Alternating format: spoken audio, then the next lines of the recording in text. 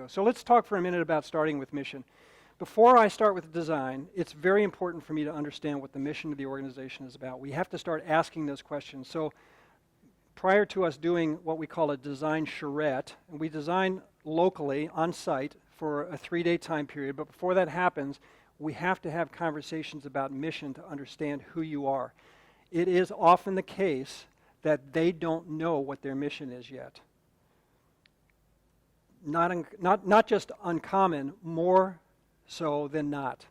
So it's important for an organization to have a discussion about mission and to have some agreement within the body of the people that are going to be talking to us about design. Inevitably, when we go into a design situation, we will sometimes come in and there'll be 25 people in the room representing kids' interests or worship interests or prayer teams there or the outreach team or the whatever it happens to be, the staff folks. And we find that they have not afforded themselves the opportunity to talk with themselves. Nobody has facilitated a discussion to talk about how do we bring the sum of the parts together so that they're greater than the whole. How does that happen? Oftentimes we find that we have different expectations intergenerationally. Those discussions oftentimes evolve into helping older people understand the expectations and the needs and the desires of a younger generation or a younger generation. And honestly, nowadays, the younger people seem more willing to listen than the older people do. The younger people today, unlike my generation, seem more willing to accord to people that are older to them the respect that we should have for people who are older than us, almost to the point where they're too timid to speak. So part of the discussion is culling out of them a discussion about what needs are intergenerationally. How does that work? How do we find common ground? I remember doing a project in West Monroe, Louisiana. You all familiar with West Monroe? It's where those guys with the big beards. Who was that? Duck Dynasty. Yeah, the Duck Dynasty guys were attending the church across the street, half a mile up the road. This church had one night a discussion about chairs versus pews. Of course, this is antebellum South. And the older people in the room, Miss Dorothy, people are treated with respect in that culture. Miss Dorothy was 84 years old. She could not have imagined that there was going to be a discussion about derivating from pews. Now, we're doing 1,000 seats in this room, and 1,000 seats, if you're going to really make that room work well from a sightline standpoint, you're talking about tiered seating. And tiered seating lends itself to fixed theatrical-style chairs. The young people couldn't have imagined that we were going to be using pews. So one night we had this half-hour discussion about pews versus chairs. Older people in the room defending the notion of pews, younger people saying yes, but it's somewhat of a barrier and it doesn't really work well for this building. It was a good discussion. It was a respectful discussion. Finally, at the end of it, the younger people decided to get together and offer to the older people, and there weren't that many of them, the idea of putting in 2 rows of pews, especially for them, because they were never going to get past this hurdle of doing just theatrical seats. So sure enough, they did their own fundraiser, and they raised enough money to put in 2 complete rows of pews right off the cross aisle so people could get in there without having to venture too far. Really great sight lines, everything worked great.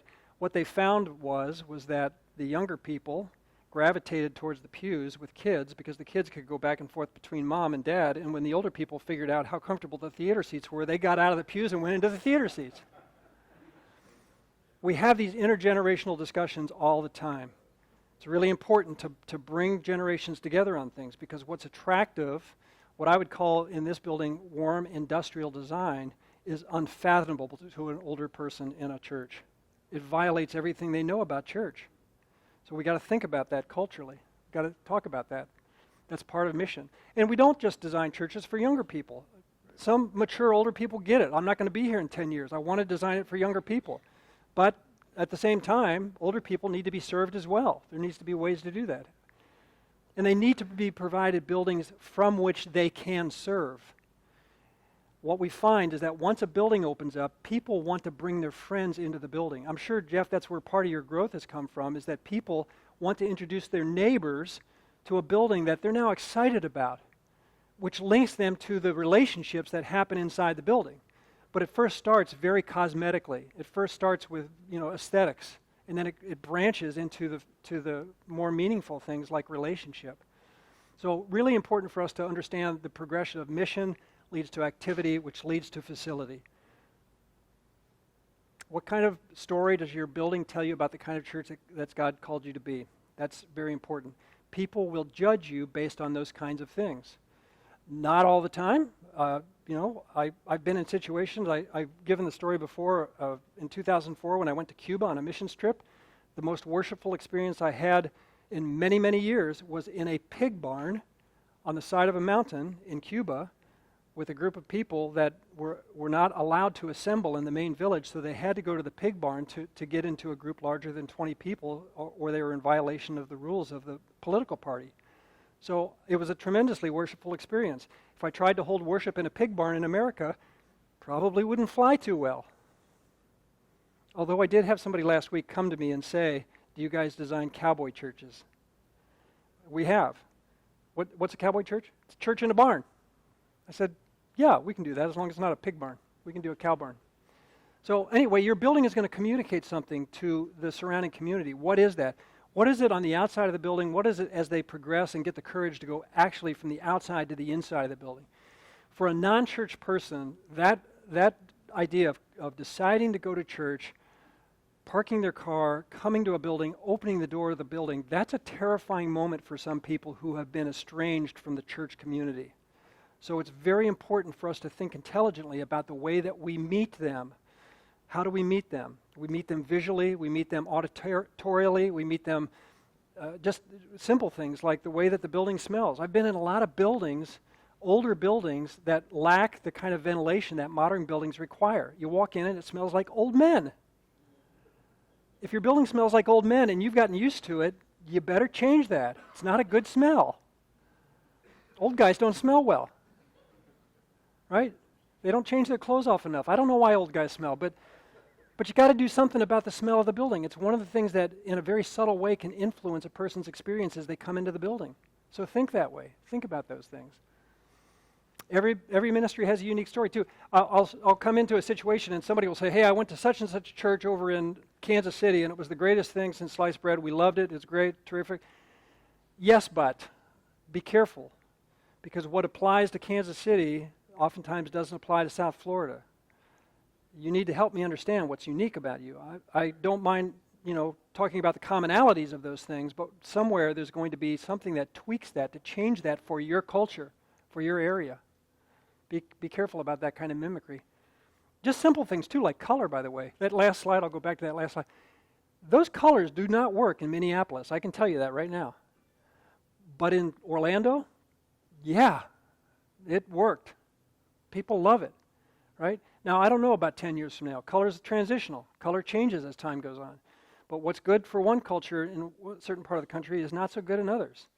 So we got to be careful about that. Even in Florida, by the way, Brian and I did a building up in Umatilla. They filled it with khaki and camouflage because they're all hunters and crocodile or alligator hunters. I don't know what they do up there. But what works in Umatilla doesn't work in Orlando. We couldn't do camouflage and khaki in Orlando 40 miles away. Right? But to their culture, it worked really well because all the people there identified with that whole notion. By the way, we didn't do camouflage in the worship center. It was in the kids' area. So maybe that would have been cool. Maybe we could have done camouflage in there. What are your ministry strengths? People are very willing to tell me what their ministry strengths are. And it's important for me to hear that. It's also important for me to understand what's not working so well. Let's have an honest conversation. Tell me where you're hurting. Sometimes people are hurting in their ministries because of the facility holding them back. Sometimes it doesn't have too much to do with the facility. So we've got to understand. We're not there to challenge people and personnel. We're not there to do that. But we are there to see what we can do to help overcome some of the hindrances with the facility. What do we do there? An open, honest discussion about that. If I go to a church of 900 people, Jeff, you were telling me that Matt's got 100 plus junior high. If you would have said, man, we're doing really well with our junior high group. We have 4 in junior high and 6 in high school. I would say, boy, a church of 900, something's missing. Either the demographics here don't have it.